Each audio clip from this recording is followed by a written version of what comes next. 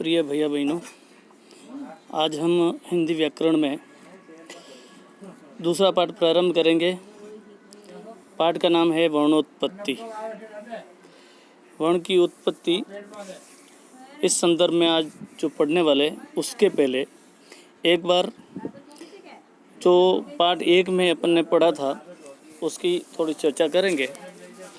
सबसे पहले हमने पढ़ा था वर्ण किसे कहते हैं। तो ध्वनि के पृथक पृथक चिन्ह को वर्ण कहते हैं, ये हमने कल पढ़ा था। दूसरा प्रश्न उसमें आया था वर्णमाला। तो वर्णमाला किसे कहते हैं। तो हमने ये भी पढ़ा था कि वर्णों का क्रमबद्ध लिखित स्वरूप यही वर्णमाला है। यानी वर्णों को जब क्रमबद्ध रूप से लिख दिया जाए तो उसे वर्णमाला कहते हैं।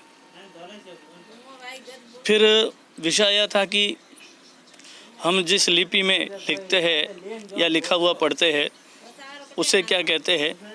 तो हम जिस लिपि में लिखते हैं और पढ़ते हैं वह हमारी देवनागरी लिपि कहलाती है। हिंदी, संस्कृत, मराठी ऐसी अपने देश की जो भाषा है उन भाषाओं में हिंदी भाषा में हम लिखते हैं। वास्तव में वह हिंदी भाषा नहीं है, भाषा तो हिंदी है परंतु लिपि हमारी उसका नाम जो है वो देवनागरी लिपि है। देवनागरी लिपि एक ऐसी लिपि है जो दुनिया में सर्वाधिक विज्ञान सम्मत है। वर्णों की बनावट देखी जाए तो वह भी एक सुव्यवस्थित विज्ञान है। यानी जब हम लिपि के प्रत्येक व्यंजन के बारे में, स्वर के बारे में जब विचार करेंगे तो हमको लगता है कि वास्तव में किस प्रकार से एक स्वर और दूसरा स्वर मिल करके और वह दूसरा स्वर बनता है। तो इसका उदाहरण हम आगे पढ़ेंगे। आज अभी हम प्रारंभ करते हैं। तो सबसे पहले हमको ये समझना है कि मूल ध्वनियाँ, यानी हमारी जो वर्णमाला है उसमें 17 मूल ध्वनियाँ हैं। इन 17 मूल ध्वनियों में सबसे पहले जो स्वर है वो है अ, ई, उ, री और एक स्वर और है। वैसे इसको स्वरों में नहीं गिनते परंतु जब मूल ध्वनि की बात आती है तो ये स्वर में आता है, वो है ल। इसी प्रकार से इन 5 स्वरों के अलावा कुछ प्रमुख व्यंजन भी है जिसमें मैं बोलूँगा पूरा परंतु वास्तव में वो पूरा अक्षर नहीं होता है, ध्वनि चिन्ह है। जैसे क, ग, च, ज, ट, ड, त, द, प, ब। इन सभी को यदि हलंत कर दिया जाए यानी स्वर रहित किया जाए, जिसमें स्वर नहीं है, तो यह मूल ध्वनि कहलाएगी। ये 10 है। और इसी प्रकार से 2 ऐसे चिन्ह हैं जिसको हम अनुस्वार और विसर्ग कहते हैं, क्योंकि इनके भी स्वर है, उनकी भी आवाज़ है, परंतु इनको अनुस्वार को, जिसको हम सामान्य बोल भाषा में बिंदु कहते हैं, और विसर्ग जहाँ 2 चिन्ह लगाए जाते हैं वह विसर्ग, इसको हम ह के रूप में बोलते हैं। तो ऐसे कुल मिलाकर के ये हमारे 17 मूल ध्वनियाँ हैं। इन 17 मूल ध्वनियों के अलावा कुछ ध्वनि चिन्ह भी है जिनका प्रयोग हम लिपि में आवश्यकता अनुसार करते हैं। जैसे हल चिन्ह, हम उसको हलंत भी कह सकते हैं। किसी वर्ण व्यंजन को यदि स्वर रहित करना हो, जिसमें स्वर का उच्चारण न आए, ऐसे अक्षर को हम आधा अक्षर भी बोलते हैं। तो आधा अक्षर करने के लिए उस अक्षर के नीचे हल चिन्ह यदि लगा देंगे तो वह आधा माना जाएगा। सामान्यतः हम क आधा लिख सकते हैं, म आधा लिख सकते हैं, न आधा लिख सकते हैं, परंतु ट को हम आधा नहीं लिख सकते, ड को आधा नहीं लिख सकते। तो ऐसे अक्षरों को आधा लिखने के लिए उसके नीचे यदि हल चिन्ह कर दिया जाए तो वह आधा हो जाता है। ऐसे ही एक अधो बिंदु, यानी किसी अक्षर के नीचे यदि बिंदु लगाया जाए तो उसको अधो बिंदु या नुक्ता कहते हैं। वास्तव में यह हिंदी भाषा का अंग तो नहीं है, यह एक विदेशी भाषा से, अरबी भाषा के लोगों से संपर्क में आने के बाद में उनकी भाषा के कुछ शब्द हमारी भाषा में मिश्रित हो गए और इसलिए ऐसे विदेशी भाषाओं का एक चिन्ह होने के कारण से इसको विदेशी चिन्ह भी कहते हैं। तो ऐसे नुक्ता जो ड और ढ के नीचे लगाते हैं उसको ड ढ इस प्रकार से पढ़ते हैं। और एक बिंदु और होता है जिसको हम पार्श्व बिंदु कहते हैं।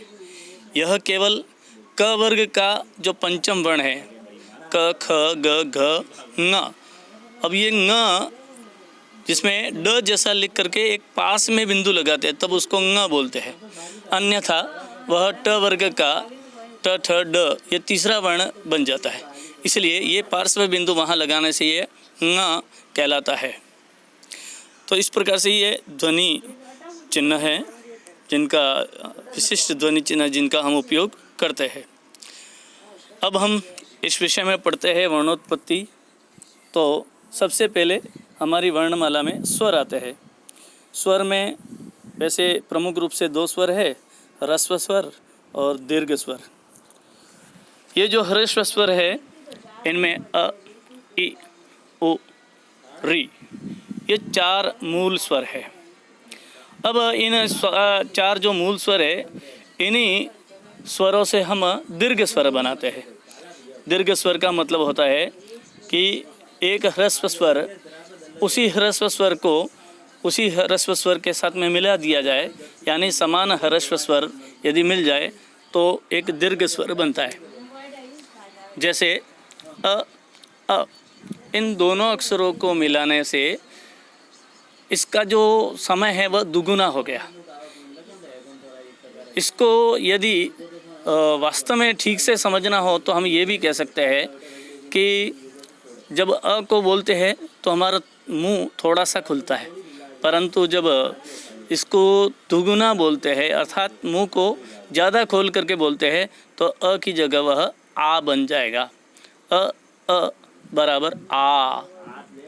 इसी प्रकार से ई दोनों मिल करके जब हम मिलाते हैं तो हम उसको दुगुने समय में बोलेंगे तो बोलेंगे ई। अब इस समय भी हमारा मुंह ज़्यादा खुलेगा। ऐसे ही उ मिल करके ऊ, री मिल करके री। परंतु हमारी हिंदी भाषा में एक ही री का प्रयोग होता है, दीर्घ री का प्रयोग संस्कृत भाषा में और विशेष करके वेदों में इत्यादि में काम में लिया जाता है। तो इस प्रकार से दीर्घ स्वर बन गए आ, ई, उ और री। अब दीर्घ स्वर में और भी कुछ स्वर है जिनको हम एक प्रकार से दीर्घ स्वर का दूसरा प्रकार कहते हैं मिश्रित स्वर। अब इसमें दीर्घ स्वर में हमने पढ़ा था कि समान स्वर के मिलने से एक दीर्घ स्वर बनता है, परंतु मिश्रित स्वर में असमान स्वर होते हैं। जैसे अ और ई, इन दोनों को अक्षरों को मिला दिया जाए तो ए बनेगा। अब यूँ सामान्यतया कहने से और एकदम से हमको समझ में नहीं आता है, तो इसको किस प्रकार से बोले एक बार मैं बोल रहा हूँ, उसको आप समझने का प्रयत्न करेंगे। मैं 2-3 बार बोलूँगा तो उसमें अंतर करना कि किस प्रकार से ये बनता है। जैसे अ और ई को लगातार यदि हम बोले और बोलते बोलते एक जगह ऐसे ध्वनि निकाले जहाँ इन दोनों के बीच की ध्वनि निकलती है। जैसे अ ई अ ई अ ई अ ई अ ई ए।